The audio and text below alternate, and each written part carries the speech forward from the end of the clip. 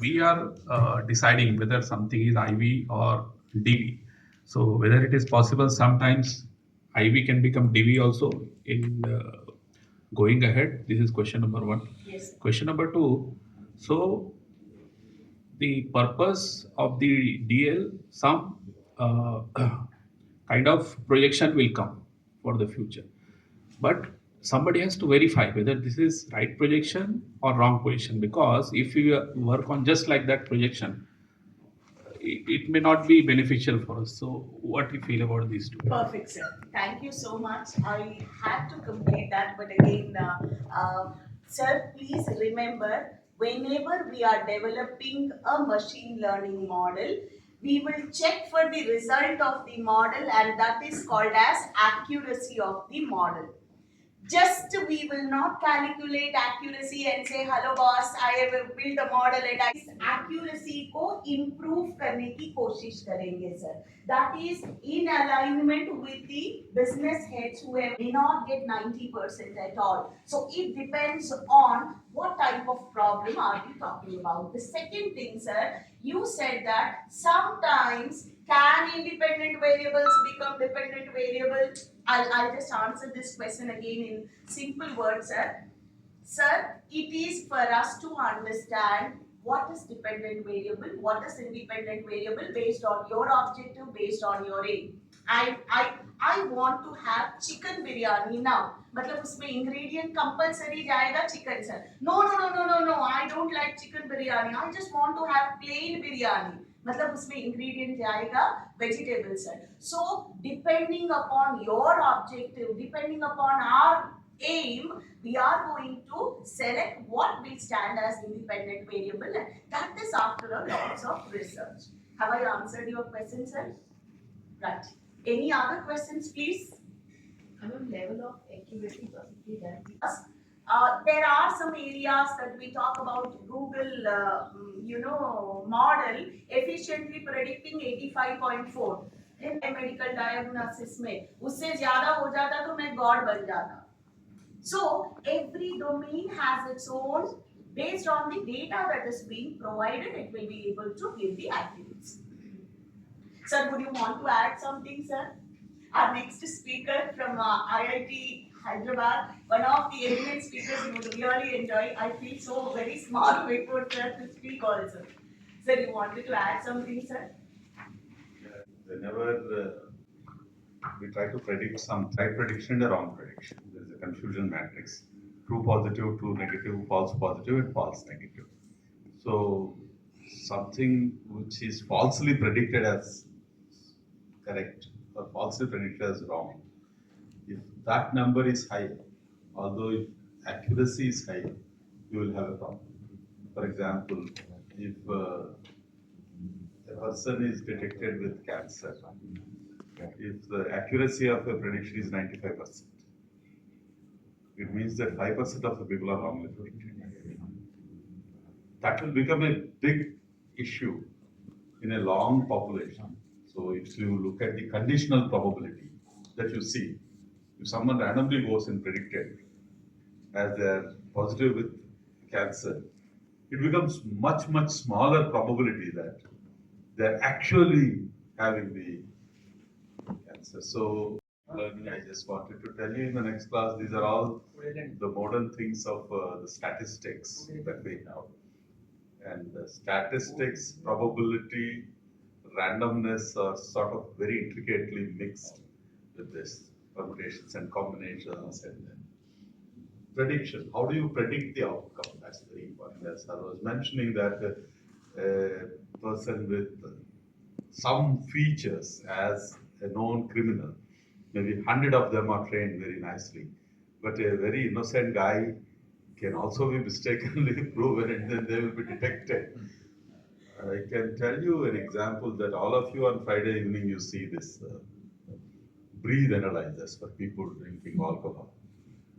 Actually, there is a person who was detected that they were having alcohol and he was detained and then put in the police station. He's a teetotaler, he never drinks alcohol. But the body produces alcohol whether you drink or not. There are certain things It was produced, and then he was a very good friend of our Padma Bhushan Nageshwar Reddy garu. And Nageshwar Reddy garu has convinced the police that yes, there is some alcohol in the breath, although somebody never consumed it. That is a very, very rare case of somebody has a very, very different mechanism. So these are called outliers, and we are known to look at the outliers and ignore.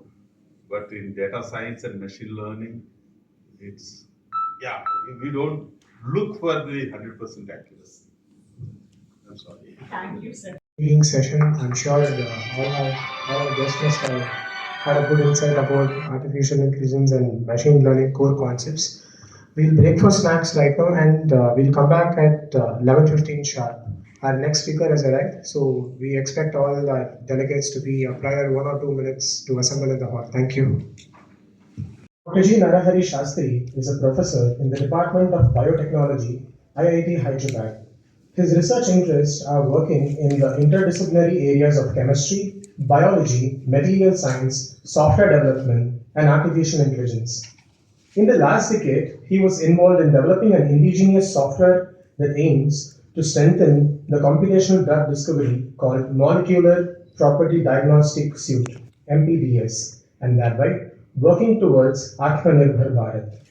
Dr. Shastri has also made fundamental contributions in the field of non-covalent interaction, buckyball chemistry, aromaticity, and pericyclic reaction. He has made a great contribution to open source software development system in the field of computer-aided drug discovery, databases, and web servers. All the resources developed by his group are freely accessible to the scientific community.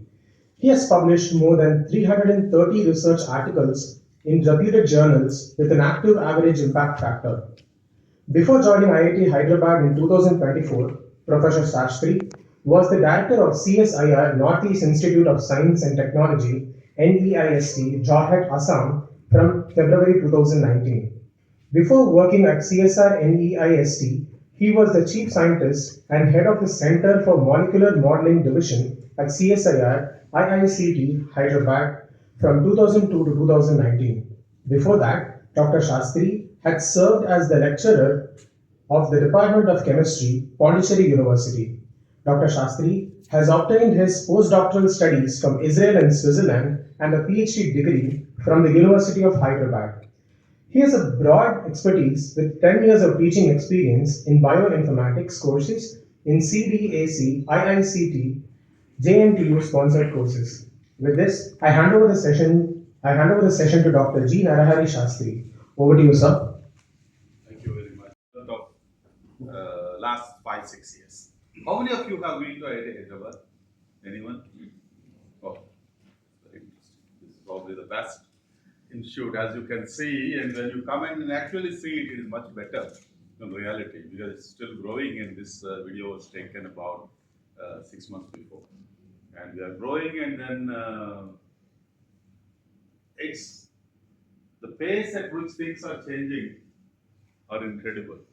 So in the beginning, you might have seen a vehicle without a driver, right? Yes. Autonomous vehicles, which we are very, very proud that, okay, this vehicle has run inside the campus of IIT Hyderabad for 2,600 kilometers in the last 3 years without any adverse thing, without driver.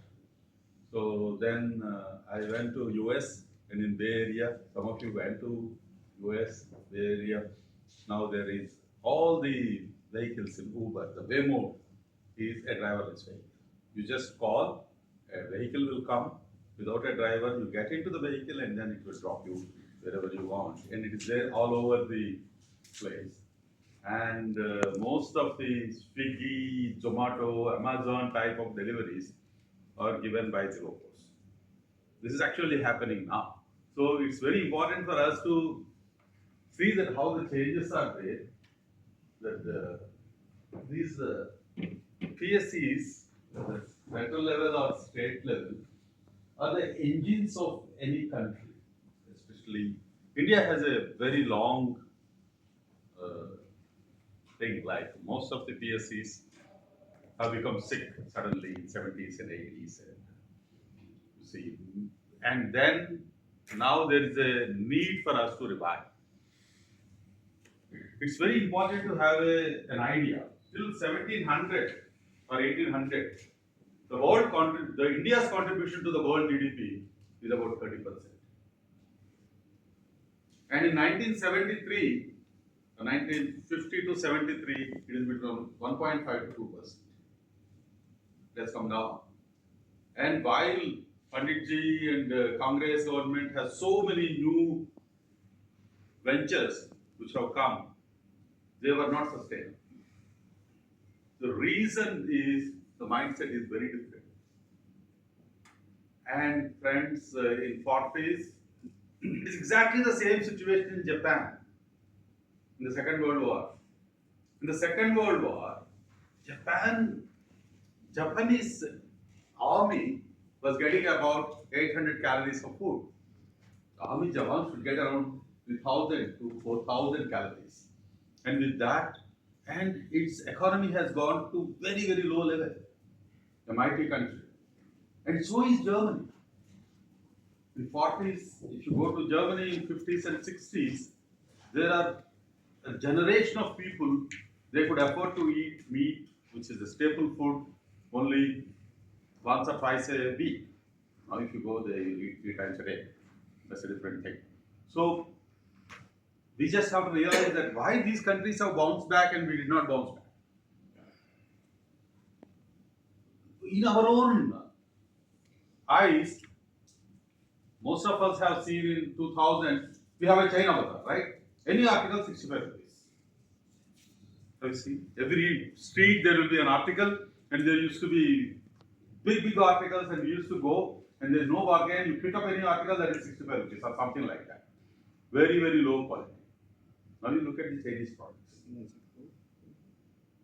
They're sort of better than many American products. And some of you have seen this Sri Chatsauri's Raj Kapoor movie. The first song will tell, Ye Juta Hai Japani, and there will be a hole in that shoe. So it means that it's a very low quality thing. Japan, at that particular point of time, after the Second World War, they used to produce very, very low quality products. And when we famously hear that when the workers are very angry with the administration, what they used to do? Right. They used to produce only one. They used to work for 14 hours. They used to produce more and more. That is their way of striking.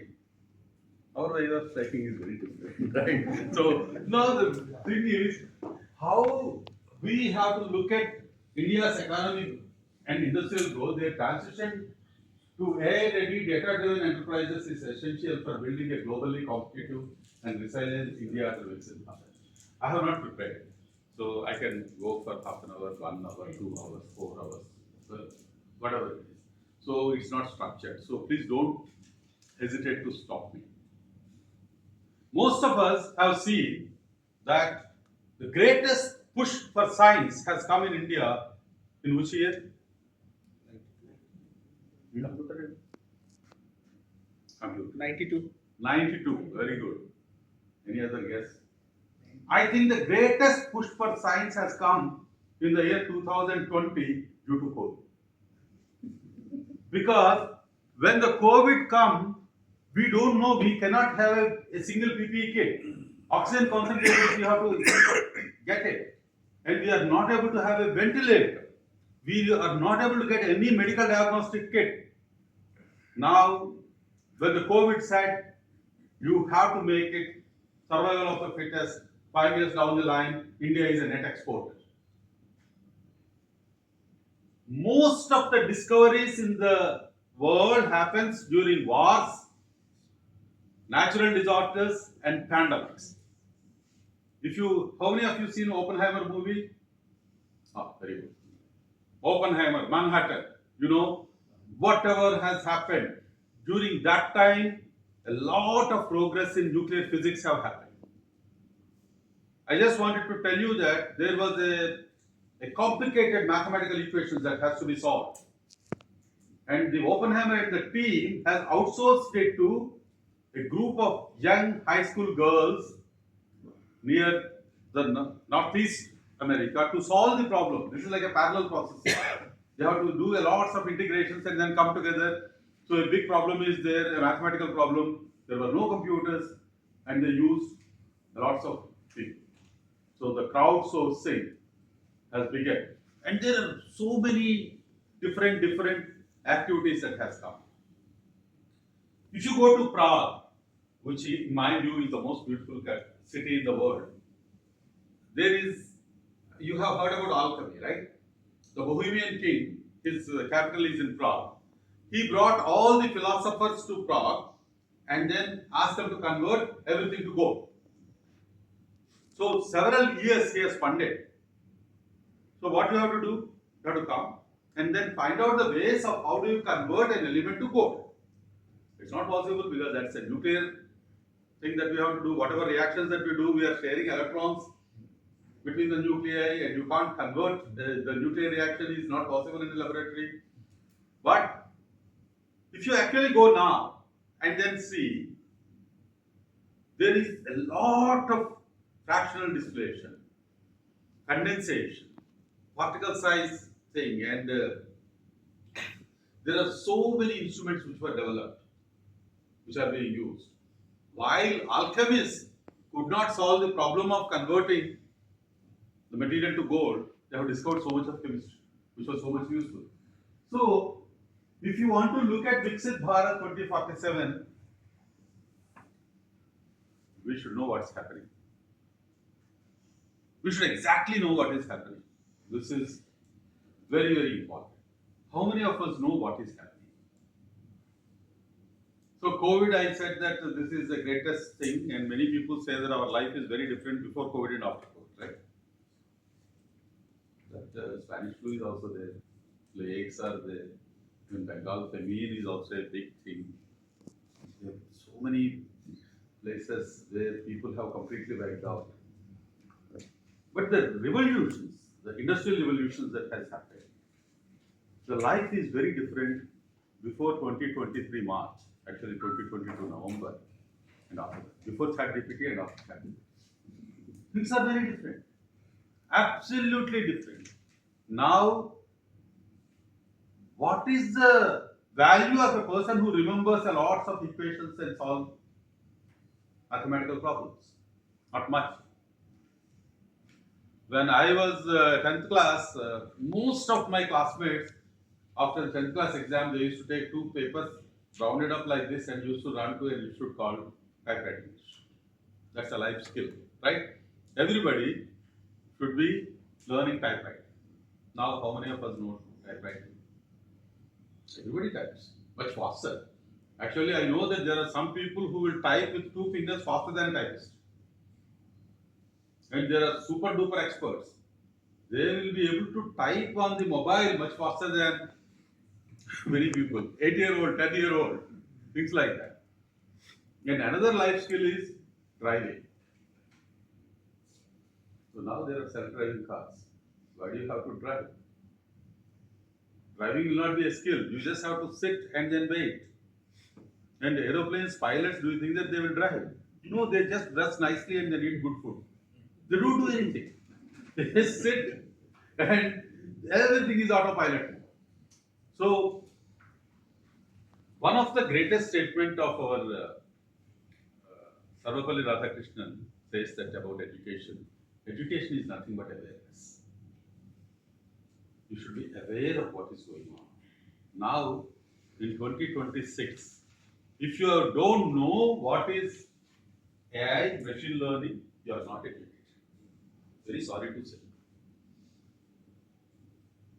And I myself know that in 1999, 2000, the first time the phone has come, I used to get very much irritated. This mobile phone, getting calls during the meeting. And there's somebody who's in a different city, still they are able to call when they are in a flight or an airport. My name is Charlie, and I'm a second year student, and I've been coordinating for these DPE programs. So, DPE programs are programs that are sponsored by the Department of Public Enterprises, Ministry of Finance, Government of India, and it is given The assignment is the task or assignment of management development training program is given to IPE, Institute of Public Enterprise, and IPE is known for taking multiple management development training programs for public sector undertaking companies coming from various PSUs. Like for today, we have participants from Northern Coalfields, from Uranium Corporation of India, from New Space Tech, Kalyana Karnataka Corporation, Transportation Corporation, and many other, and India Infrastructure Limited. Like this, we have multiple PSUs who are coming and sending their employees to get a management development training program. This training program is supposed to cover a holistic and to give a holistic experience to all the public sector undertaking companies. Like for example, today the topic is unlocking competitive advantages, leveraging machine learning AI for CPSEs and SLPEs. So this program aims at giving experience for all the public sector undertaking companies, employees in the domain of artificial intelligence, machine learning and deep learning. Today AI is going to be a thing, and by giving this training, Institute of Public Enterprise is actually training their employees to get a hands-on exposure. And by this, I'm sure they'll be able to have a good experience and implement all these technologies in their company. So this is what IPE is aimed to do, and this is what we want to convey to others as well. Thank you. So, like we have participants coming from multiple companies today, like Northern Coalfields, New Space Tech, Kalyana Karnataka Transportation, from various other PSUs as well. Like we also have PSUs coming from different sectors. Like we have a delegation coming from BHEL, Bharat Heavy Electricals Limited, and Bharat Dynamics Limited. And like this, we have multiple PSUs who are sending their employees to get training over here. And we have 25 participants today. So like this, every year IP takes multiple management development training programs for public sector undertaking companies, and by this we are able to give hands-on exposure to all these participants. Thank you.